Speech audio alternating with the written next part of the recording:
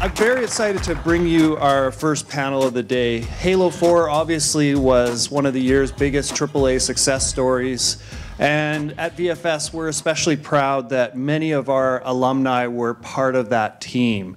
And in a moment, I'm going to welcome Chris come back up on stage and present 6 of our VFS grads that were part of that team and let them tell you a little bit about how they ended up there and the types of things they did, and ultimately give a bit of an inside look at storytelling and sound design in Halo 4. So back up to the stage, Chris Haluk. Thank you very much. So this is all about these guys. These guys went to VFS. I didn't, so hence why it's all about them. What I'd like to do to kind of at least set a framework so we know what we're looking at. We'll get everybody to introduce themselves, get familiar, both with you and them. From there, obviously, we'll kind of dive into design, narrative, and sound design itself. And then what I'd like to do is leave a little bit of time at the end for Q&A. So you guys have an opportunity to ask some questions and to really challenge these guys, put them on the spot, because I'm sure that's what they really want. So think of them now. Anyways, why don't we kind of go through this. From what I'm looking at, we've got an audio sandwich here. We've got designer on one end, narrative on this end, audio in the middle. So why don't we start from the left, and we will start with Corey and kind of go down the line. Why don't you obviously introduce yourself and tell us what you did on Halo 4 and what was your role? Hi. My name's Corey Hasselbeck. I was a mission designer on Halo 4. The third mission, Forerunner, was my kind of home away from home. But I also worked on other sections of the campaign and helped with a surprising breadth of different things, including the main menu and some sound design implementation and stuff like that. So, cool.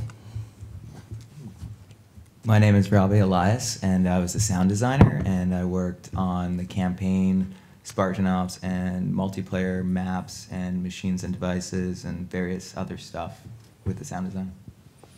Go Spartan Ops, yeah, wow. My name is Kyle Frazier. I'm the senior sound designer at 343. My main responsibilities were sandbox, weapons, vehicles, scripted events. My name is Daniel Ramo. I was a sound designer, I think. I did a bit of that, but mostly I just helped get their sounds working the best I could and helped out the team. I'm Noah Lothian, and I'm the sesame seed bun of the sandwich. I did the Foley design, character design, and the cinematics, edited the sound effects for the cinematics. Hello, my name is Armando Troisi. I'm the pickle on the bun, I guess, on this end. But I am the narrative director at 343 Industries. My responsibilities are the all-up storytelling for both Spartan Ops and campaign, as well as working with franchise on transmedia strategy across our different channels, like the books and the film and all those good things, which encompass the Halo lore narrative. Cool. Well, welcome, guys, and let's get into it. So something, at least I'm curious about, is how did VFS and what you learned at VFS influence, teach you, and then ultimately help you with when you got into the industry itself, and specifically on Halo 4? If you guys can speak to that. I was in the first game design class, GDO 1, so it was still kind of a fledgling beast. And we were still figuring out kind of like working with the other departments, sound and 3D and everything like that. So we had to be a little bit more self-sufficient than what I understand has become now. But that really stressed to me, and the teachers were really reinforcing this, was that it's such a cross-disciplinary profession. Like, you have to work with other disciplines. You have to understand what they do. You have to be able to communicate with them and communicate clearly. And you have to be able to kind of understand what everybody brings to the table and how to maximize the effectiveness of that. So that was something I learned at VFS, and I don't think anything has ever been more true than when you actually get into the industry and you realize just how much everybody relies on everybody else. So. Yeah, to touch on that, when we were in VFS, we were in SD28 and we were all together. So we got a lot of experience working together as a team to start with, and I learned a lot about sound design from the great instructors that were there, and they taught me how to work efficiently and fast and get really good quality stuff out of it. So. Yeah, I think one of the kind of biggest things I got out of VFS was all the hard work you kind of put into it and what you can get out of it. It kind of really helped me to kind of go forward with my professional career and kind of put that same emphasis and the same amount of hard work like into my actual passion and into my career. I think the most important thing I learned was that no matter what media you're working in, you're just telling a story, and you can do that a lot through sound. You just contribute to the overall storytelling and don't get in the way, but find moments where you can shine. And for the most part, our instructors taught us to do everything a little bit, from synthesis to very real live recording. So we got to employ everything on Halo 4. It's kind of a combination of hard work and luck. When I was looking for a roommate to come down here to go to school, the only person I called happened to be Kyle Frazier, and so I was his roommate. And he just happens to be one of the best sound designers ever been to the school. So then I met these guys, and they've really been great, just working with late nights at the school, and here we are. I guess I learned how to comfortably sleep under a desk. I guess that was like my big takeaway. But overall, I think really it's just about building product, right? Like if you look at I'll roll into GameStop or whatever, and people are buying games, and they go, wow, I got great ideas for games, and it should be the X, and it should be Y, and it should be Z, and and they'll always have like ideas for games. But I think like being able to actually build it, I think that's what separates us from people who just have good ideas, is the ability to actually build a product. And I think that's what VFS taught me is, you can have all the greatest ideas in the world, but that doesn't make you a game designer or a developer. It's actually making interactive products. And I think that is that's the big leap, is just giving us a safe place to learn the craft. So that was my big takeaway from VFS game design. That was really orderly, all the way down the line again. Usually we don't see that. Good format. Yeah. Can you guys think of maybe whatever you guys want to do, however you guys want to tackle this, but a piece of advice that you would give our audience today from going straight out of school into the industry? Is there anything that you can offer that might be of help to them? I got a good one. Shane, you said this to me in one of my classes. He said, be the first person at the office and be the last person to leave. Nice. True. I would say just never lose hope, because sometimes it's difficult getting your foot in the door, and it can be frustrating. So if you just keep at it, it'll work out as long as you put your mind to it. Yeah, I'd say probably one of the biggest things is take the most initiative as you can, any opportunity you can find, and definitely leave your ego at the door. Yep. I would say don't say no. A lot of people think that you get to go directly, but it's a really winding path. And obviously there's a pattern here of us all being in the same class, but it's not like we all carpooled to 343. It was working in the Icelandic film industry and doing video editing and visual arts, whatever you can to keep improving your skills and keeping the gears greased. Just do it, and you'll get where you want to go. I have nothing to say. No. Go ahead. Well, I thought that was a cue. Actually, one thing I was saying yesterday at VFS is, I went to Los Angeles, and you sort of have to watch out for working for free too much. So I would say, know your value and ask for money, get paid for what you do, and don't go to Los Angeles and work for free on everything. You'll get taken advantage of. Yes. Yeah, like I guess everybody said it really well there, but it's kind of like, it's like that old adage where it's like, how do you get to Carnegie Hall, right? And it's practice. So whatever you do, just keep at it. If you want to be a game designer, mod games, like do it on your spare time. You should be compelled to do whatever you're going to do, whether you're getting paid or not. and that'll put you into a position to take advantage of that someday. So, you know, if you're going to write. If you're going to design levels, design levels. You know, do whatever you can to practice your art. And at some point, you know, it'll pay off when you're the right person at the right place at the right time. So there we go.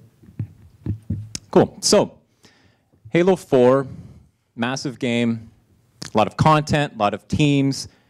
We've got representatives from 3 different disciplines here. So how can you guys describe the relationship that you needed to kind of have in order to work together successfully over the course of production in shipping Halo 4? That's a big question, but I want to see where we go from here. We start with Corey again.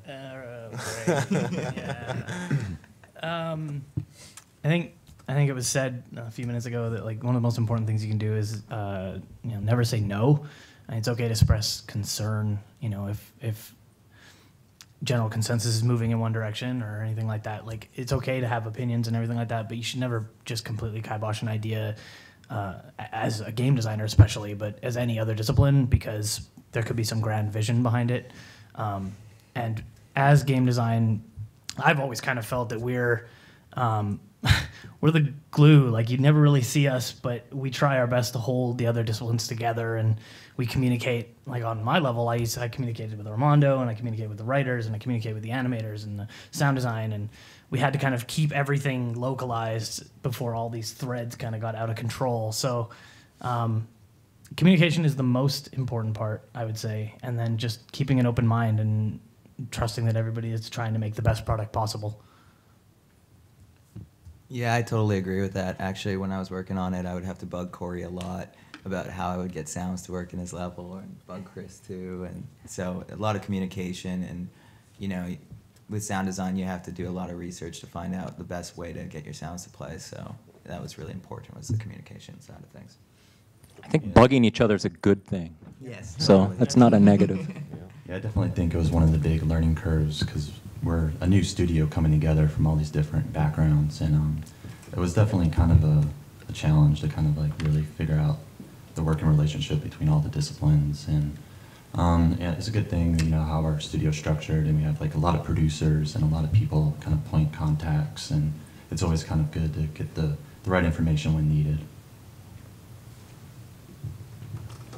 Yeah, it's even though we're all departments are, for all intents and purposes, working towards the same deadline, a discipline like sound design is heavily reliant on other people being done, and we're just usually not afforded that luxury. So you have to constantly be checking in with the animators or the visual effects people or the game designer, and making sure that sound will be accounted for and that you're not wasting your time.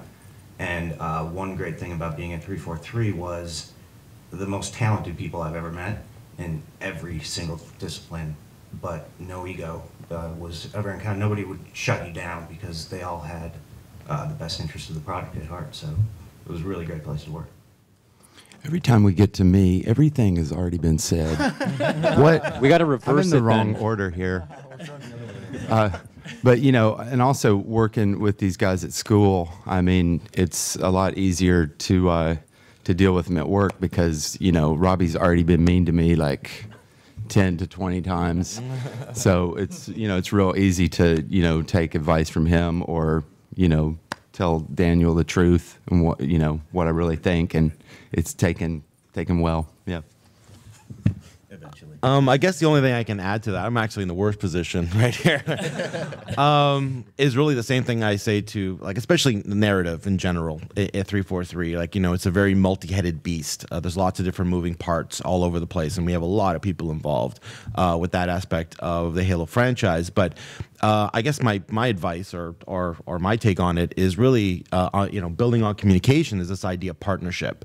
And really, when you talk about different disciplines, it's not just enough to say we're communicating, but are we in true partnership? And partnership means that, you know, input goes both ways. you know, that we're building on things. And it's a yes and situation, not a no but situation.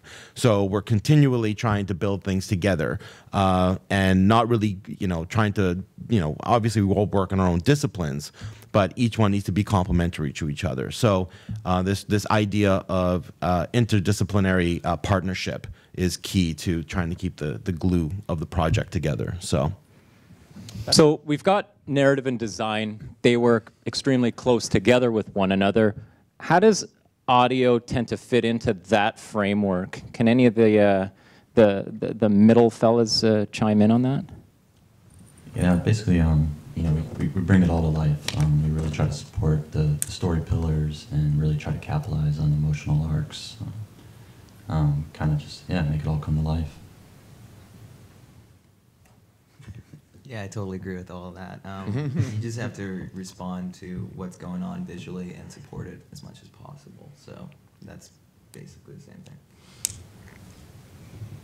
Yeah, I think Armando said it best, that ideally it's a very symbiotic relationship, because you're telling a story, and ultimately the story can survive on its own, but it just comes so much more to life when you make the right decisions.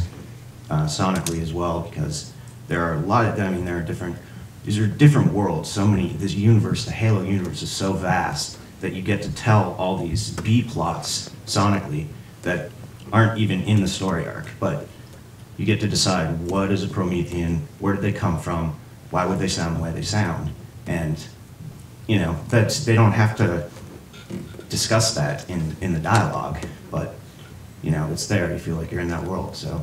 It's a great opportunity. So, sorry, go ahead. I got nothing.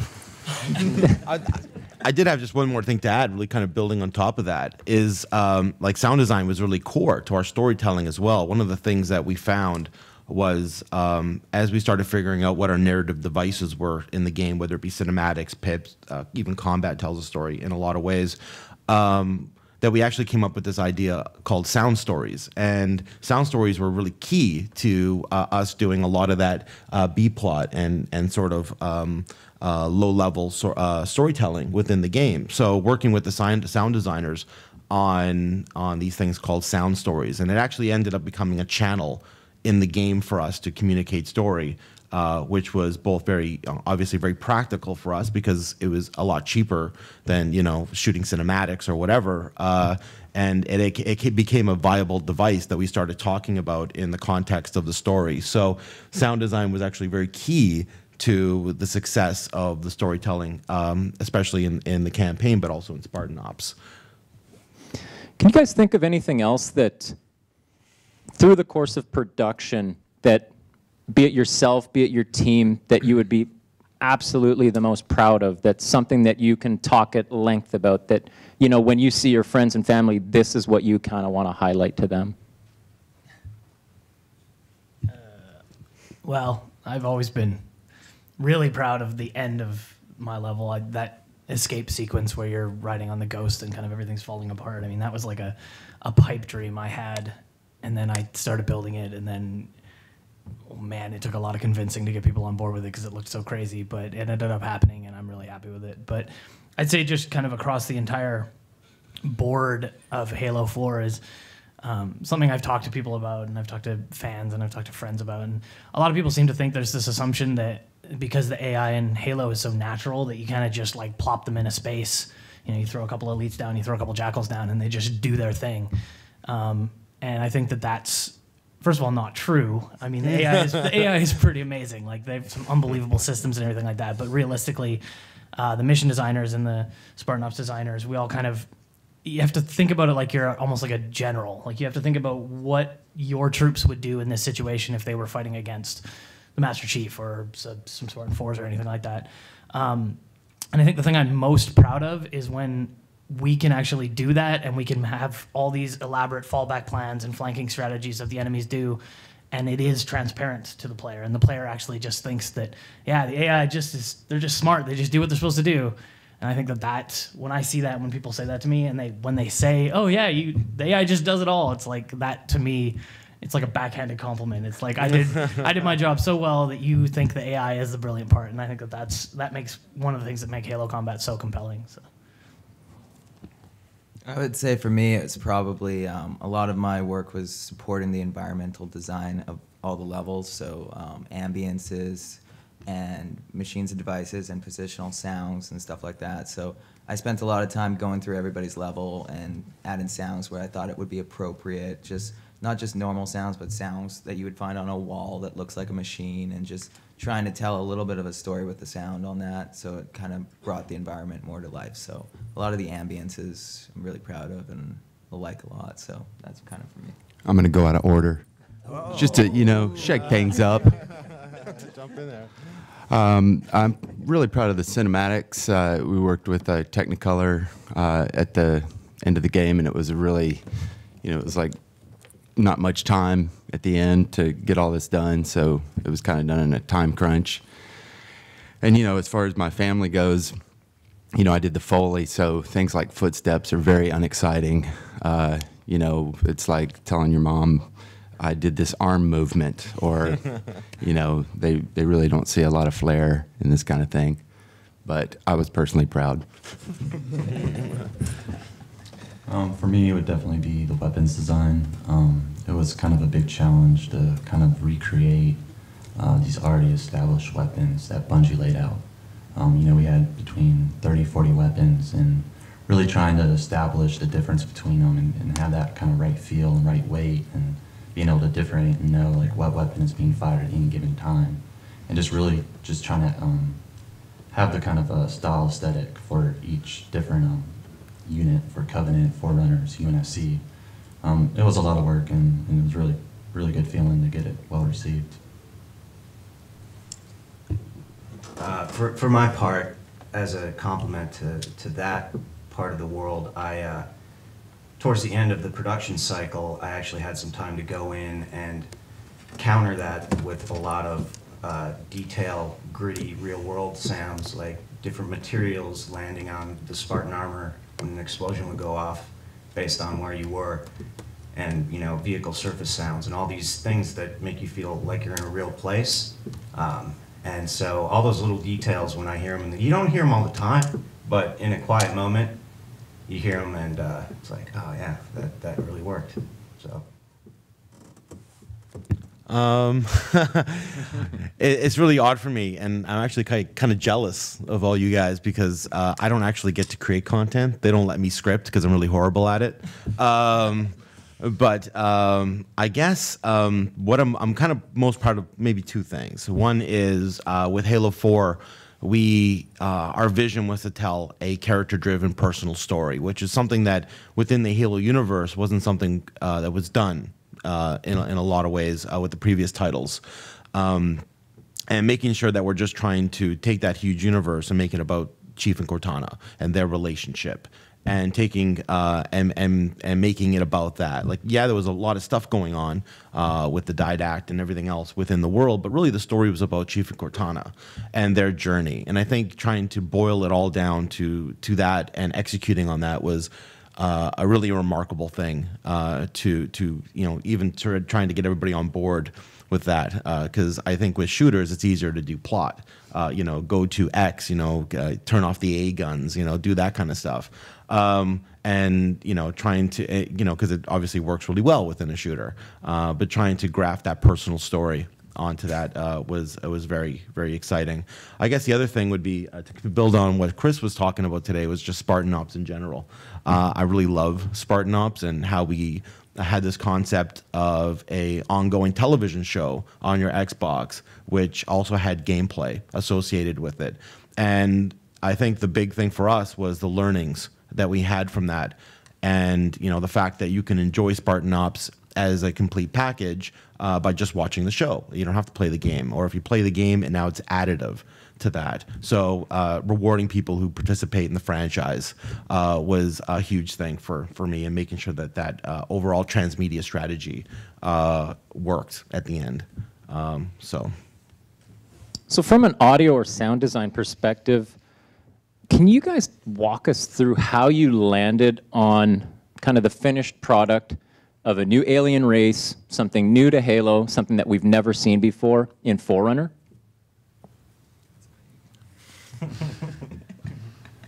Yeah, so one of the big things was first trying to kind of come up with what actually the Forerunners are, and this ancient race that is kind of well beyond any other species, and just trying to think about how that would sound and how you're going to materialize that. And so we really kind of want to stick with very organic substances, and then take those and really kind of make them more digital, kind of make them more tonal, more emotional, a little bit more intense, a little bit more raw. Yeah, the whole thing with the Corinthians is to really kind of make them just sound evil, sound vicious, sound threatening, the weapons and everything like that. It was definitely a lot of trial and error. I can remember back at the beginning when the Knights were originally in concept, and there was this whole premise that they were supposed to be like females, and so we kind of went down the route of like recording a bunch of different female vocalizations and screams, and then when we got into the game and Art kind of did another pass on it, it just like totally didn't fit. So there was quite a bit of iteration that we had to do, but just kind of over time we just kind of created something that kind of just felt right. Yeah, to add on that too, it was important for the Promethean environments to sound different than the UNSC environments or anything else like that. So levels like Corey's, it was really important to stress mystery, especially for our audio director. He was constantly pushing us to bring it out more and make it sound different and make it sound more organic and mysterious. So, yes. Yeah, getting your palette of sounds and making the USC, the Covenant, and the Prometheans different is kind of the goal. And so once you have that palette, you know, throughout the year, you can draw back on these certain sounds, so you'll have some consistency throughout. So that was sort of the challenge. Yeah, can you guys actually talk about that? Talk about your disciplines and some of the challenges that you did have to overcome en route to making Halo 4, and maybe it's the way that you guys had to work together, new team, but can you think of a couple of challenges that, that you had to overcome? Sleep, being very tired. Yeah. For me, I'd say it was probably the most exciting, but also one of the most stressful experiences was I was on the level that was the first time you would ever fight this new enemy type. So I had to, and I mean, the level was essentially built before the enemies were finished. So we couldn't even do a ton of kind of in-depth planning about like specific areas to show off specific enemy functions and stuff. So we had to, man, I've redid those encounters probably 50, 60 times just trying to find the right balance of player instruction and player ramping and just communicating to the player, like, these are all the functionalities that these enemies can do and how they can interact with one another without overwhelming them. Like, if you ever throw a knight, the first time the player ever fights a knight, if it's the first thing they've fought, it is the most terrifying experience you'll ever had, because they can do everything. They can resurrect, they can teleport, they can kill you in one hit with a melee, they can do everything, and it's terrifying. So we needed to start with the crawlers, the smaller crawlers, and then introduce like a watcher and a knight, and then a few more crawlers. And it's just about ramping it up and kind of teaching the player over time. They don't really realize they're learning, but they're learning all of the abilities of the units. And then over the course of the entire level, you're essentially warmed up to every different variant of the knight, with the exception of the commander, unless you're playing on legendary. And then I'm sorry. But yeah, so by the end of one level, that's kind of like a love letter to this new enemy type. You've kind of experienced everything that they have to offer, and you're ready for the rest of the game and whatever else we might throw at you with this kind of new enemy type. Oh, and then on top of that, there's an entire new suite of weapons that we had to teach you on that level as well, because you're picking up their weapons and everything like that. So yeah, it was stressful, but it was a lot of fun, and it was a huge honor. So. You know what? I'd like to build on that by saying that Corey's level was also the most challenging.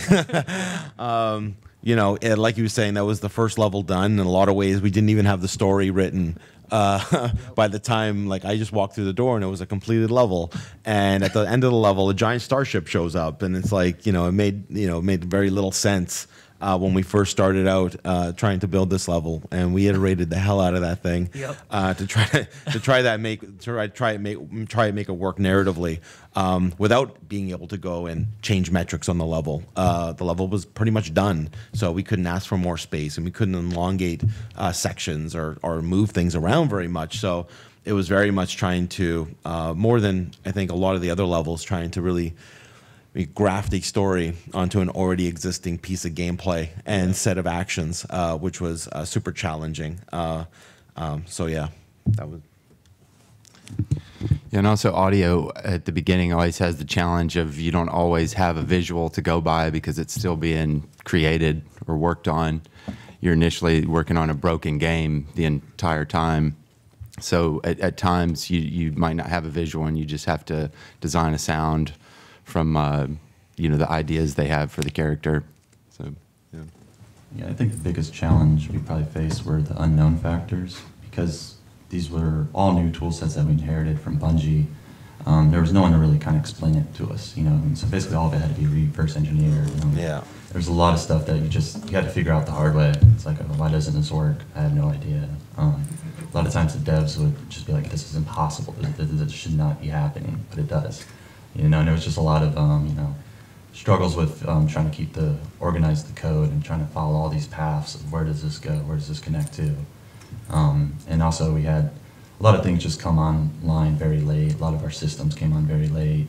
Our memory budget came in very late. And so really just kind of working in that reactive nature was one of the biggest challenges. Yeah, I would say similar to what Kyle was saying there, it's just trying to balance between the tech abilities and what you want to do creatively was a challenge too, because creatively we wanted to have everything have a sound, but realistically it's not possible. So just finding a balance between what you really want to push yourself to and what you're able to do. Improving. I think it's also worth noting how ginormous this game is.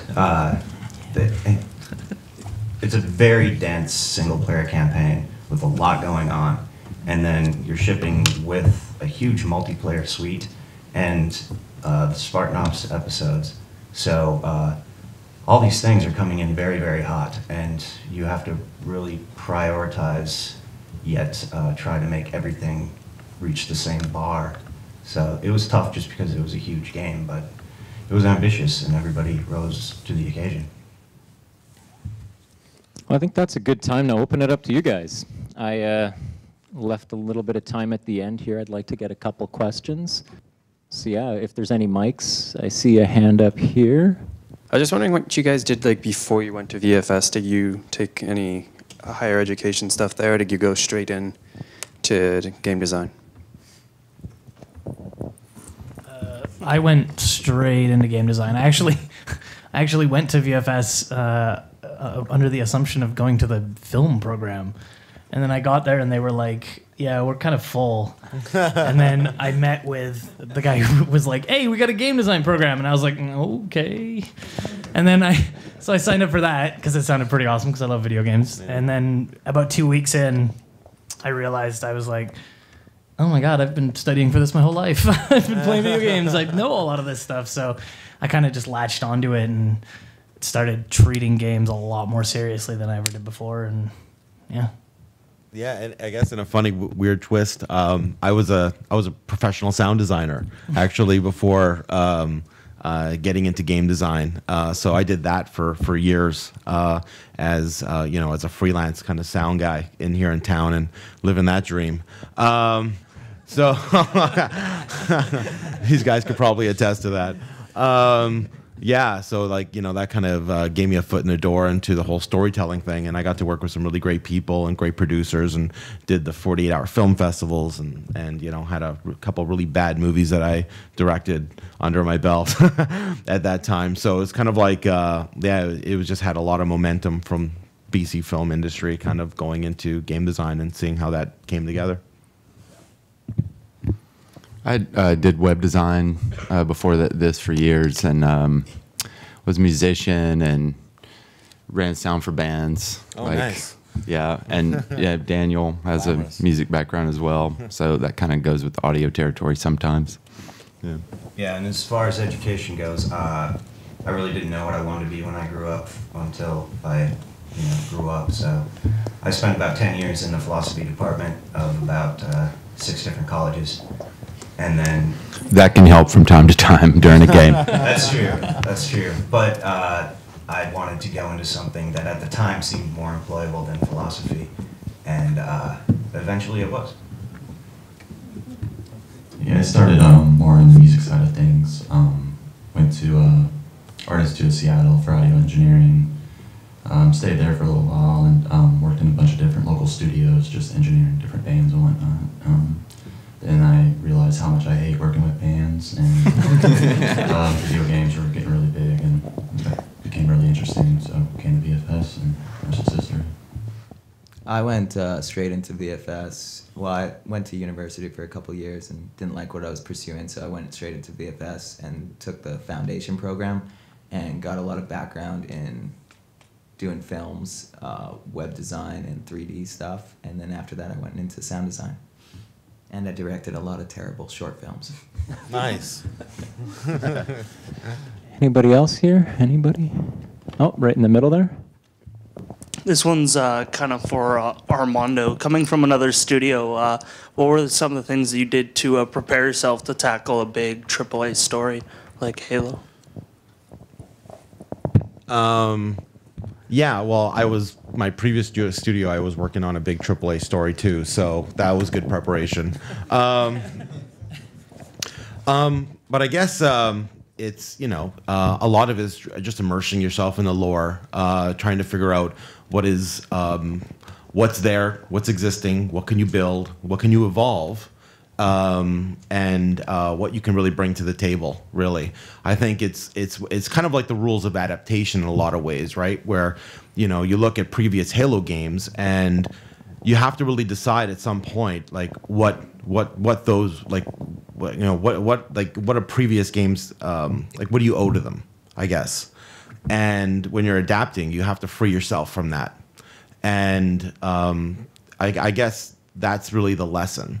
And trying to prepare for taking the reins of a big franchise and trying to figure out what kind of storytelling we want to do is just make sure you kind of bring whatever you can to that mix. So yeah, I guess that kind of answers it. I don't know. Does it? I got kind of lost. I'm actually an instructor over at the sound design campus, and we focus on game audio. And a question for the sound designers on the panel: given that audio is responsible for the feel and the emotion for the user experience, I'm curious your advice for game design students or aspiring game designers in the room who may not know, understand, or consider audio in the experience. What advice would you give them to consider audio within the whole gaming universe for Halo 4? Did everybody hear that up there? Yeah? Okay. I think one of the biggest things is just don't forget about audio. I mean, it's very easy to do. Oh, yeah. It's a subconscious kind of thing. You really take it for granted. So just really think about how can you use audio to kind of support your different pillars and support your different concepts and your themes. Because it could go a long way to just bring it all to life. Yeah, and to touch on like the stuff that was talked about earlier about the sound stories, it's a useful storytelling tool, and it's cheaper sometimes than other options out there. So you might want to consider it when you're thinking about you want to establish this elaborate story for your game. How can audio be used to support that? Like maybe the screen could go to black and there could be some sort of story told with audio that might really help sell your game better. So it's a useful tool that's often overlooked, and I would think twice and kind of think about that. Agreed. I can even say, as a game designer, don't forget about audio. When I was building that escape section, we didn't have anything in there, and I worked really closely with Robbie on it, and I remember we built it, and it was like, wow, this is really neat, and it was just quiet the whole time. And all everybody could say is, when we get sound in there, this will be amazing. And they were totally right. So yeah, as a game designer, always be thinking about audio. It literally brings your designs to life. Yeah, it's an opportunity. A lot of the times, just because of the nature of the way that games are made, we're brought on last minute to put in a lot of audio band-aids. Whereas if you plan ahead for that and regard it as an opportunity to, like, I don't know if anybody's seen Zero Dark 30, but the first, like, 3 minutes of the film, they tell the entire story of 9/11 with a black screen and just audio. Like, it's something that can really help rather than just, you know, well, they'll probably need a way to hook something up to this, which is important. Keep that in mind, too. Give us a way to attach sounds somehow. Otherwise, you know, it's bad for everybody. Well, I think that about does it, guys. I want to thank you all very much for taking the time to talk about Halo 4, sound design, narrative, and I hope you guys enjoyed that. Hope it provided a little bit more insight into Halo 4 for you. Thank you.